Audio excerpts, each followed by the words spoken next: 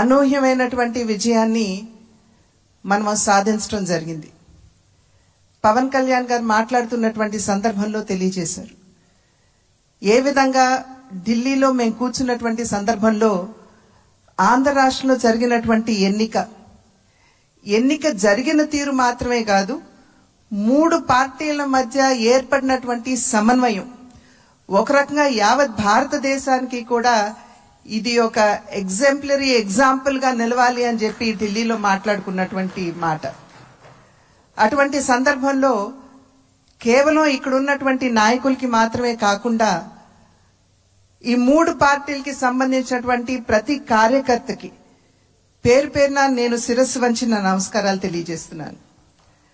అదేవిధంగా తెలుగు ప్రజలు గడిచిన 5 సంవత్సరాల కాలంలో వారు ఎదుర్కొన్నటువంటి సమస్యలు, ఒక విధ్వంసకర పాలన, విద్వేషపూరిత పాలన, కక్షపూరితమైనటువంటి పాలన ఎదుర్కొన్నటువంటి సందర్భంలో అభివృద్ధి అన్న పదానికి అసలు అర్థం లేకుండా పోయినటువంటి నేపథ్యంలో సంక్షేమం, నిజమైనటువంటి సంక్షేమం అన్నది ప్రజలు దూరమైనటువంటి సందర్భంలో విసిగి వేసారిపోయినటువంటి ప్రజలందరూ కూడా మనం ఊహించలేదు.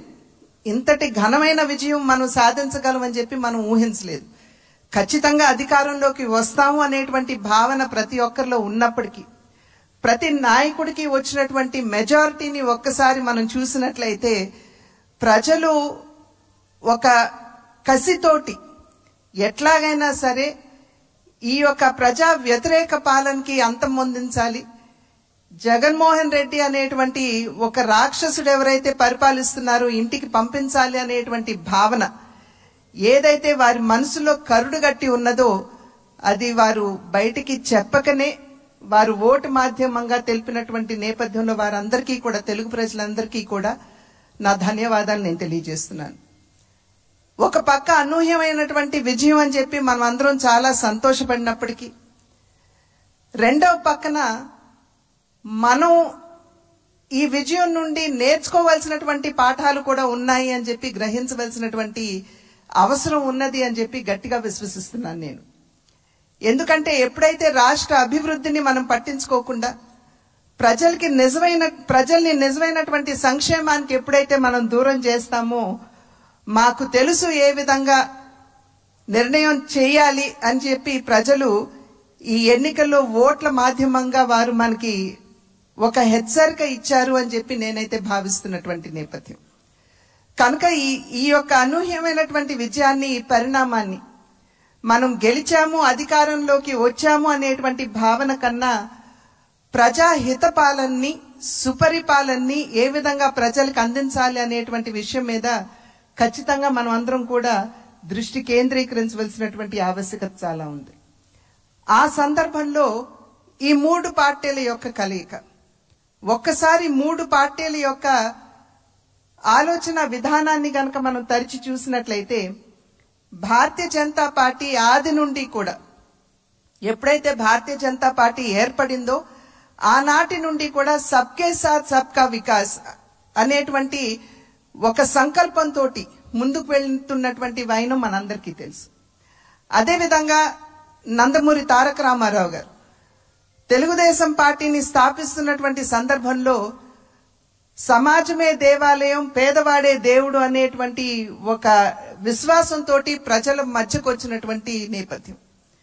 అదేవిధంగా జనసేన ఆవిర్భావం చూసినా కూడా సమాజంలో ఎక్కడైనా సరే పేదవాడికి, సాధారణ పౌరుడికి గనక అన్యాయం జరిగినట్లయితే గళం విప్పి ప్రశ్నిస్తాము అంటూ ముందుకు వచ్చినటువంటి నేపథ్యం. కనుక ఈ 3 పార్టీల యొక్క ఆవిర్భావం, వారి యొక్క ఆలోచన విధానం చూసినట్లయితే ఒకే దిశలో ఒకే రకంగా ఉన్నటువంటి విషయాన్ని మనం గమనించాలి. అంటే సమాజంలో ఉన్నటువంటి సాధారణ పౌరుడికి న్యాయం చేయాలి, పేదవాడికి నిజమైనటువంటి సంక్షేమాన్ని అందించాలి అనేటువంటి లక్ష్యం ఈ 3 పార్టీలకు ఉన్నటువంటి సందర్భంలో ఈ 3 పార్టీల యొక్క కలయిక నిజంగా ఒకంత ఆలస్యమైనా కూడా ఇది రాష్ట్రానికి చాలా అవసరమైనటువంటి కలయిక అని చెప్పి నేను భావిస్తున్నాను. మరి నేను అనేక సందర్భాల్లో చెప్తూ ఉంటాను, ఈ 3 పార్టీల యొక్క కలయిక చూసినప్పుడు ఒక త్రివేణి సంగమాన్ని మనం చూస్తున్నట్టుగా మనం భావించవలసినటువంటి నేపథ్యం. ఒక పక్క చంద్రబాబు నాయుడు గారి స్ఫూర్తి, చంద్రబాబు నాయుడు గారి యుక్తి, రెండవ పక్క నరేంద్ర మోడీ గారి స్ఫూర్తి, అదేవిధంగా పవన్ కళ్యాణ్ గారి శక్తి.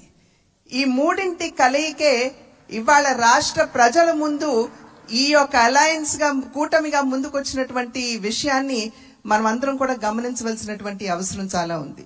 ఇందాక చెప్పినట్లుగా ప్రజా సంక్షేమ పాలనని, సుపరిపాలనని ఏ విధంగా ప్రజలకు అందించాలి అనేటువంటి విషయం మీద దృష్టి పెడుతూ కక్షపూరితంగా ముందుకు వెళ్లకుండా మనం కూడా మన కార్యకర్తలకి తెలియజేస్తూ వారిని కూడా ఒకంత శాంతింపపరుస్తూ, ఎందుకంటే గడిచిన 5 సంవత్సరాల కాలం వారు ఎదుర్కొన్నటువంటి సమస్యలు ఏదైతే ఉన్నాయో, ఇబ్బందులు ఏవైతే ఉన్నాయో వాటి నేపథ్యంలో ఒకంత అత్యుత్సాహం కావచ్చు ముందుకు వచ్చి మరి ఏ విధంగా మనం ముందుకు వెళ్ళాలి అనేటువంటి అంశం మీద దృష్టి సారిస్తున్నటువంటి సందర్భంలో మనం సంయమనాన్ని పాటించడం మాత్రమే కాకుండా మన కార్యకర్తలు కూడా మనం